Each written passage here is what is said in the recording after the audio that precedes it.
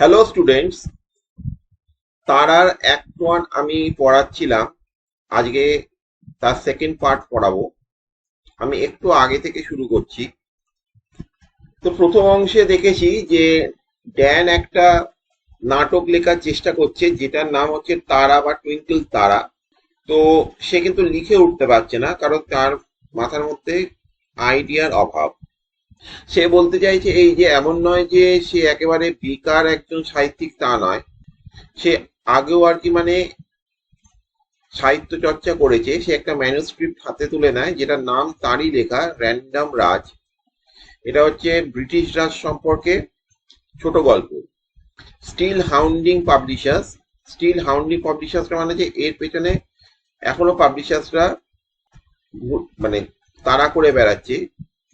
Publishers year ignore them because none of them deal with sati, dowry debts or child marriages, all subjects guaranteed to raise the interest of the average Western intellectual. পাশ্চাত্য যেসব জ্ঞানীগুণীরা, তারা সাধারণত এই British রাজ সম্পর্কে অতটাও আর কি interest প্রকাশ করে না। কারণ হচ্ছে তারা এই সতীদাহ প্রথা, পণ প্রথা বা বাল্যবিবাহ, এই সাবজেক্টগুলোতে তারা বেশি ইন্টারেস্ট রাখে। অর্থাৎ ভারতবর্ষে যেসব কুসংস্কার বা খারাপ যেসব আহ, রীতিগুলো ছিল, সেইগুলোকে বেশি তারা পছন্দ করে। যাতে করে তারা ভারতবর্ষকে ছোট করে দেখানোটা তারা খুব পছন্দ করে। And back home, of course, Indo-Anglian literature isn't worth toilet paper. এবং দেশেতে ইংরেজিতে লেখা ভারতীয় সাহিত্য টয়লেট পেপারের চেয়েও মূল্যহীন। অর্থাৎ লন্ডনেতে কোনো ভারতীয় সাহিত্য যদি ইংলিশে রূপান্তর করে ছাপানোর জন্য বলা হয়, তাহলে সেটাকে কেউ ছাপাতে চায় না। সেটা টয়লেট পেপারের মতোই মূল্যহীন। ড্যান মনে করছে যে টুইঙ্কল তারা উপন্যাসটা লিখে উঠতে পারছে না, কারণ তার মধ্যে অনেক কৃত্রিম মুখোশের আবরণ আছে, যে মুখোশগুলো সে একটা একটা করে খুলে ফেলতে চাইছে। সে বলছে, আমি ইংল্যান্ডে এত বছর ধরে যা হতে চেয়েছিলাম সবকিছু মুখোশ আমি ফেলে দিচ্ছি। সে এক একটা মুখোশ ফেলে দেওয়ার অভিনয় করে। Minds removing a mask and throwing it away. The handicap intellectuals mask. বিকলাঙ্গ বুদ্ধিজীবীর মুখোশ। অর্থাৎ একজন বুদ্ধিজীবী সেজে সে এতকাল ছিল, যদিও সে মনে করে সে কোনোই বুদ্ধিজীবী নয়, বা বুদ্ধিজীবী সেজে থেকে তার আখের কোনো লাভ হয়নি। তো সেই মুখোশ সে খুলে ফেলে দেওয়ার ভঙ্গিমা দেখাচ্ছে। The desperate immigrant. হতাশ অভিবাসীর মুখোশ। অভিবাসী মানে যারা নিজের দেশকে ছেড়ে অন্য দেশে এসে সেটেল করে, তাদেরকে আমরা বলি ইমিগ্র্যান্ট। তো সে মনে করে যে ভারতবর্ষ ছেড়ে সে যে লন্ডনে এসে এত বছর কাটিয়েছে, আখেরে তার কোনো লাভ হয়নি এতে। সে সেই মুখোশটাও টেনে খুলে ফেলছে। The mysterious brown with the Fani accent. ভুয়ো উচ্চারণে কথা বলা এক রহস্যময় বাদামি মানুষের মুখোশ। এই শেষটা সবচেয়ে কঠিন, কারণ এটি অর্জন করতে তার পুরো 2 বছর লেগেছিল। Having spent 2 whole years in acquiring। অর্থাৎ সে যখন লন্ডনে এসেছিল প্রথম, তখন সে লন্ডনবাসীর মতো উচ্চারণের কথা বলবে, সেই ভঙ্গিমাতা রপ্ত করতে তার দুখানা বছর কেটে গিয়েছে। অর্থাৎ লন্ডনের বিদেশিদেরকে সে নকল করতে চেয়েছিল, আখেরে কি লাভ হয়েছে? কোনো লাভ হয়নি। তাই জন্য তার যা কিছু অকৃমতা, অকৃত্রিম যা কিছু সে পরিধান করে রয়েছে মুখোশের আড়ালে, সবকিছু সে ঝেড়ে ফেলে সে খাঁটি রক্ত মাংসের মানুষ হতে চাইছে।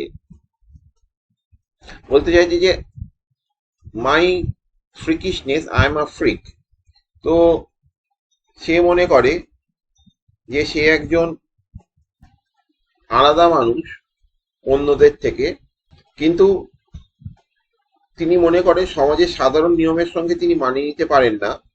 তবে তিনি এখানে এটাকে লুকোনোর বদলে মেনে নিচ্ছেন এবং এটাকেই নিজের পরিচয় হিসেবে গ্রহণ করছেন।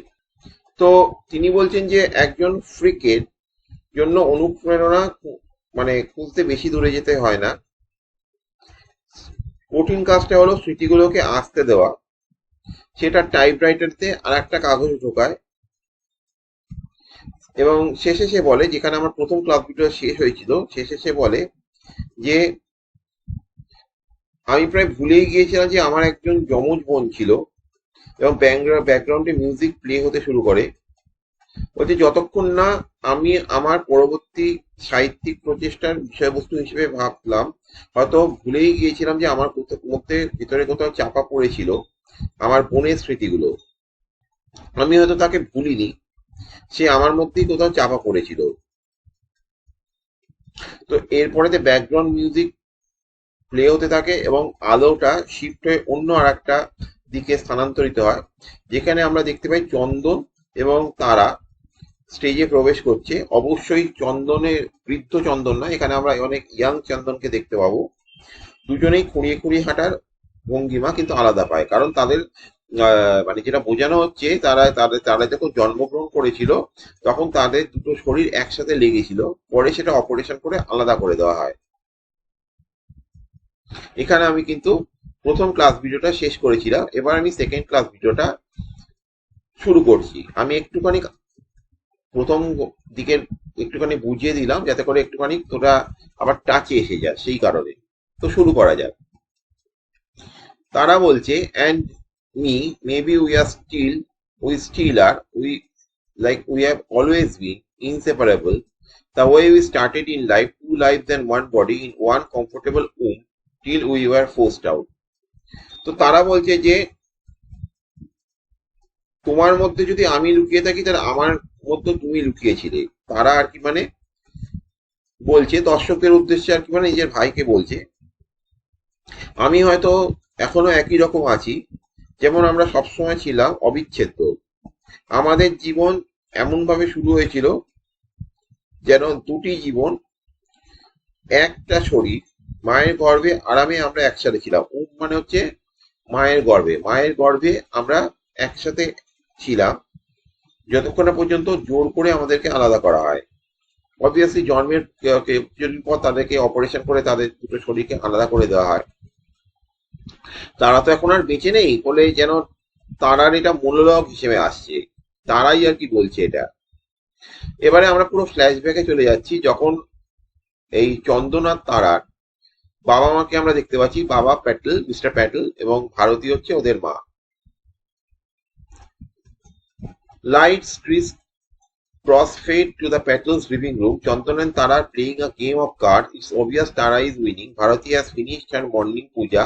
Patel is checking the contents of her briefcase and is ready to leave for work. তো এবারে লাইটটা শিফট হয়েছে হচ্ছে স্টেজের প্রথম ধাপেতে, যেখানে ওদের ড্রয়িং রুমকে আমরা দেখতে পাচ্ছি, বাড়ির। আমরা ছেলেবেলাকার চন্দন এবং তারাকে দেখতে পাচ্ছি, তারা তাস খেলছে এবং দেখা যাচ্ছে তারা জিতছে। এ থেকে আমরা বুঝতে পারি কি তারা কিন্তু বেশি বুদ্ধিমানী চন্দনের চেয়ে। তাদের মা ভারতী সবেমাত্র পূজা করে উঠেছেন এবং তাদের বাবা ব্রিফ কেসেতে কাগজপত্র গোছাচ্ছে, তিনি অফিসে বেরোবেন। ভারতী বলছে, তারা ড্রিঙ্ক ইউর মিল্ক। তারা তো তারাকে আর মানে তার মা বলছে, তারা দুধটা খেয়ে নাও, বেশি ঝামেলা করো না, তুমি দুধ খেয়ে নাও। তারা বলছে যে, সরি, নিউ প্লেসে স্লো ডাউন মাই পেরিস্টালসিস। এটার মানে হচ্ছে নতুন জায়গায় এসে আমার হজমের গোলমাল ঘটে, আমার এখন দুধ খেতে ভালো লাগছে না। মানে তো পেরিস্টালসিস মানে হজমের গোলমাল। দেখ, এইগুলো কিন্তু এত ভালো করে কেউ বোঝাবে না, তোরা কিন্তু লিখে নে ভালো করে এগুলো বইতে। চন্দন বলছে, new pinch for a new word. তো এবারে চন্দন বলছে নতুন শব্দের জন্য,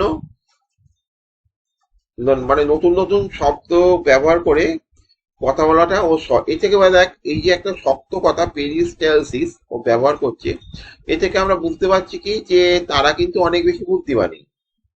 শব্দ চয়নও সে কিন্তু অনেক দক্ষতা রাখে, সেটাই চন্দন বলছে। নতুন শব্দের সঠিক ব্যবহার। তারা বলছে, হোয়ার আর থাটাস ব্রাস টামলার্স। তো থাটা মানে হচ্ছে মায়ের বাবা, ঠিক আছে, অর্থাৎ দাদু। তো ঠাকুরদার মানে দাদুর পিতলের গ্লাসগুলো কোথায়? ভারতী বলছে, they have not yet to be unpack.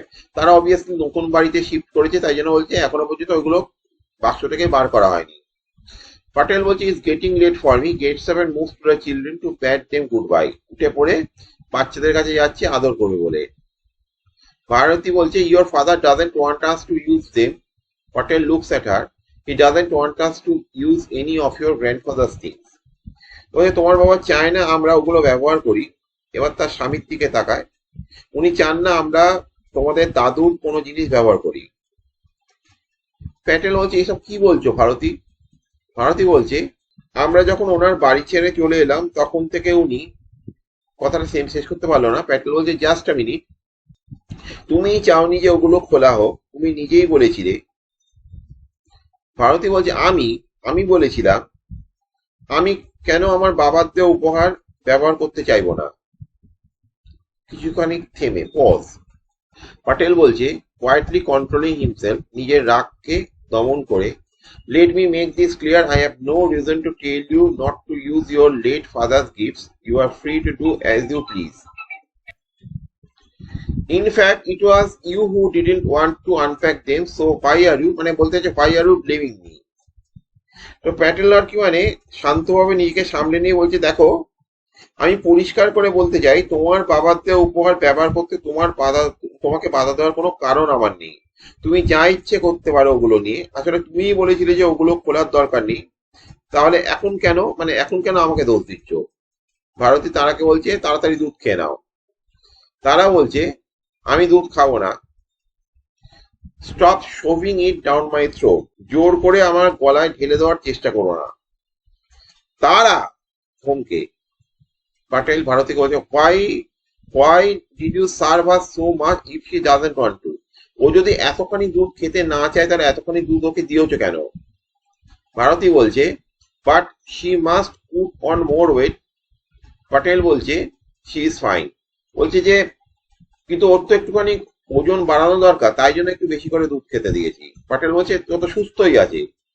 Bharati বলছে no, she is much too thin, she must put on more weight. This morning at the clinic, Dr. Kapoor checked their charts. She has lost half a pound in 1 week. বলছে না, ও খুব রোগা হয়ে গেছে, ওকে আরো ওজন বাড়াতে হবে। আজকে সকালে ডাক্তারের ক্লিনিকেতে ডক্টর কাপুর আর কি মানে তার চার্ট থেকে বললেন যে তারা প্রায় হাফ পাউন্ড ওজন কমে গেছে 1 সপ্তাহে। পাটেল বলছে যে হাফ পাউন্ড ওজন তো খুব একটা এমন কিছু নয়। ভারতী বলছে in 1 month she will lose a kilo, getting worked up. If I don't force her to eat, how will she gain weight? হ্যাঁ, যদি 1 সপ্তাহেতে হাফ পাউন্ডের ওজন কমে তাহলে 1 মাসেতে ওর 1 কেজি ওজন কমে যাবে। যদি আমি ওকে জোর করে না খাওয়াই তাহলে ওর ওজন বাড়বে কি করে? She will keep getting thinner till she is all shriveled and she is only skin and bone.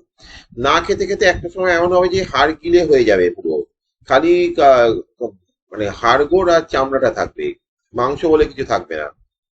It's bad enough that they most Tara please Tara খেয়ে নাও। পটেল বলছে Tara will be fine, they are both going to they will be fine. বলছে তারা ভালোই থাকবে, কোনো ভাই বোনে মিলে ভালোই আছে, ভালোই থাকবে। ভারতী বলছে the doctors are concern about. Bharati কিছু একটা বলতে চাইছে কিন্তু সে বলে উঠতে পারছে না, ডাক্তাররা চিন্তিত একটা ব্যাপারে। টেস্টিলি মানে হচ্ছে মানে অসন্তুষ্ট ভাবে। আমি জানি ডাক্তাররা কি বলেছে। আরো শান্ত। Doctor Kapoor was surprise at their progress and doctor Kapoor ওদের উন্নতি দেখে অবাক হয়েছেন। ভারতী বলছে অবাক হয়েছেন? তুমি অবাক হয়েছেন বললে? প্যাটেল বলছে I mean to say he was happy to note. Bharati বলছে ইউ সে সারপ্রাইজ। তো ভারতী বলছে অবাক, তুমি অবাক বলে? প্যাটেল বলছে আমি বলতে চেয়েছি উনি খুশি। কি বললে? অবাক হয়েছে। পাটেল টেস্টিলি এগেন আবার অসন্তুষ্ট ভাবে I know I did but I meant he was happy.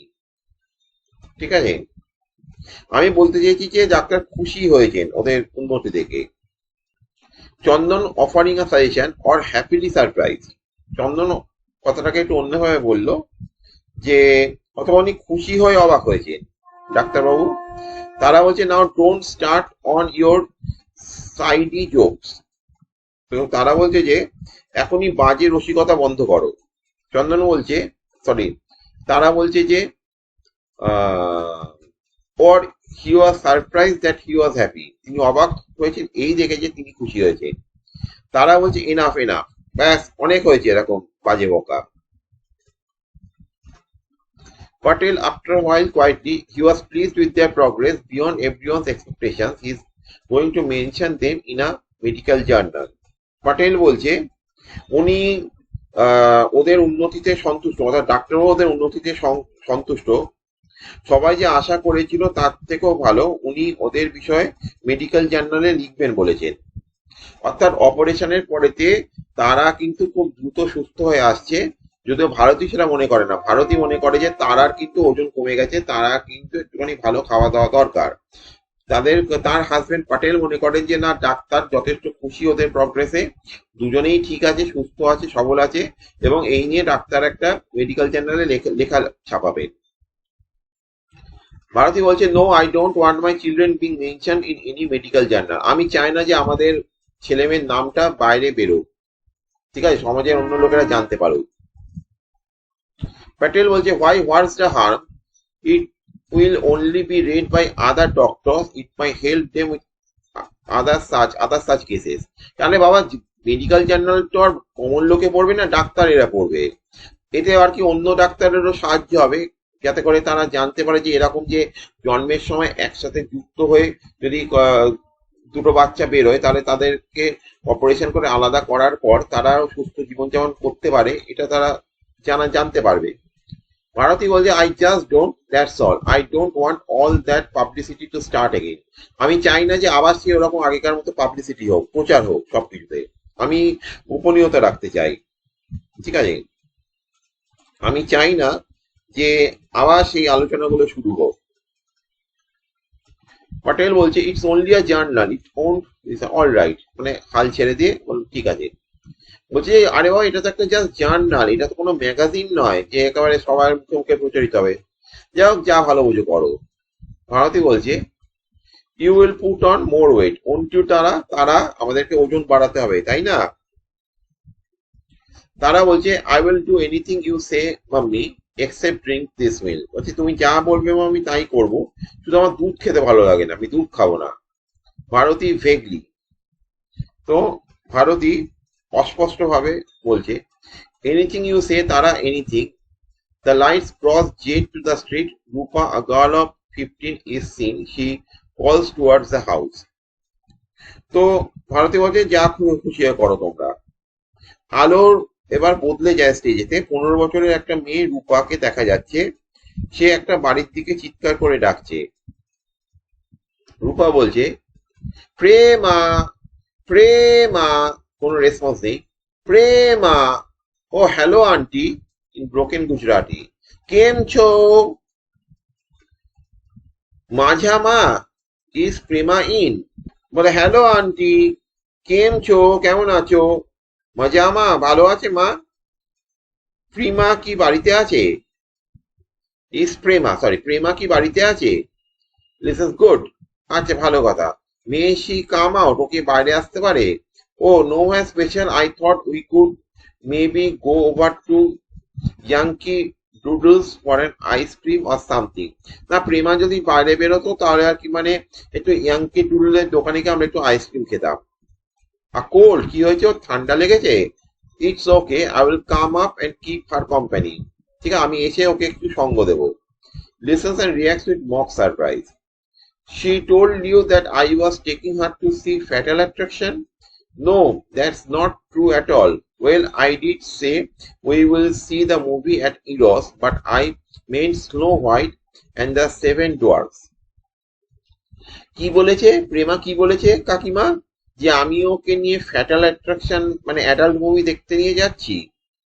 না না না, আমি কোনো ওরকম অ্যাডাল্ট মুভি ওকে নিয়ে দেখতে যাব না।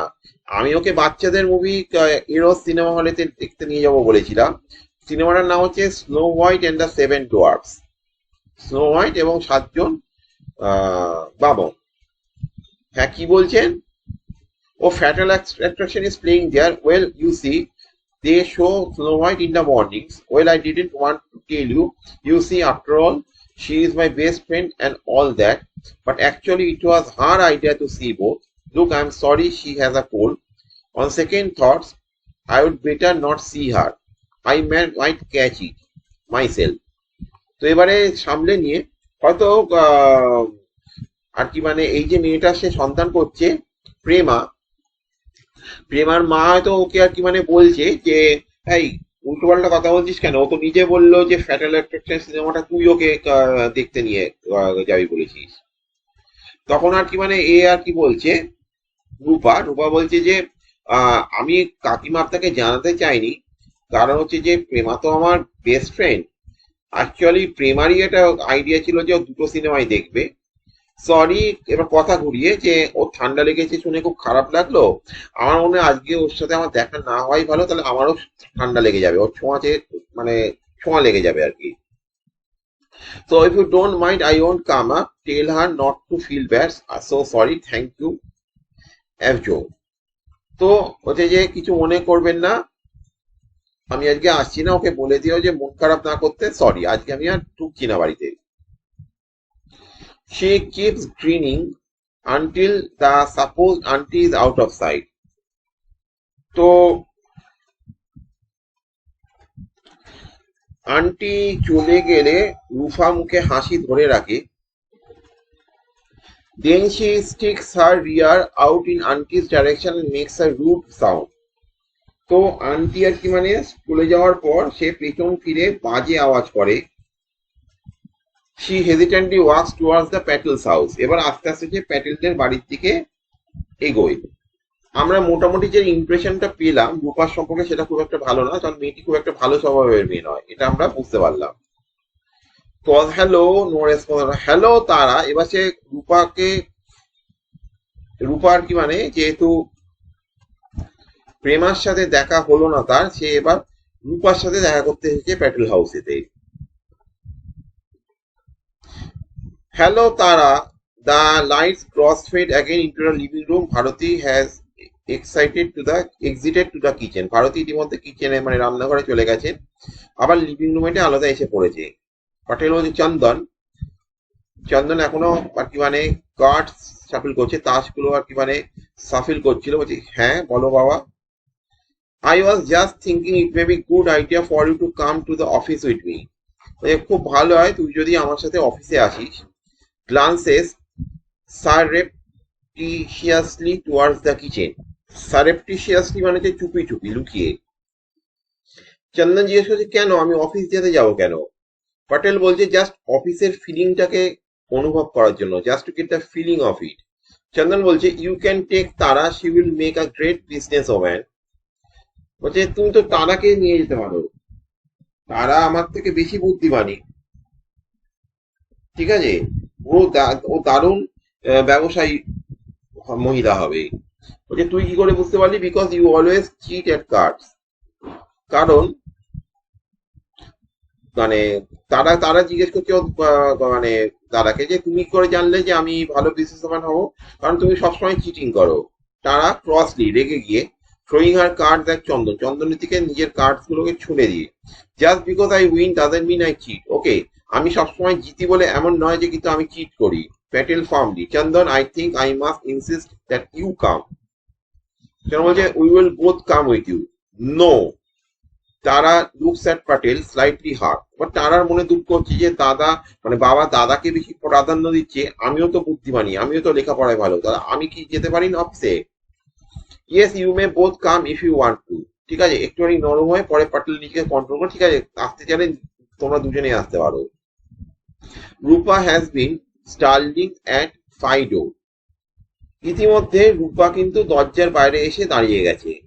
এবার রূপার অংশটা আমি পরের ক্লাস ভিডিওতে করাবো। আশা করি এই পর্যন্ত বুঝতে কোনো অসুবিধা হয়নি। আজ এই পর্যন্তই, গুড বাই।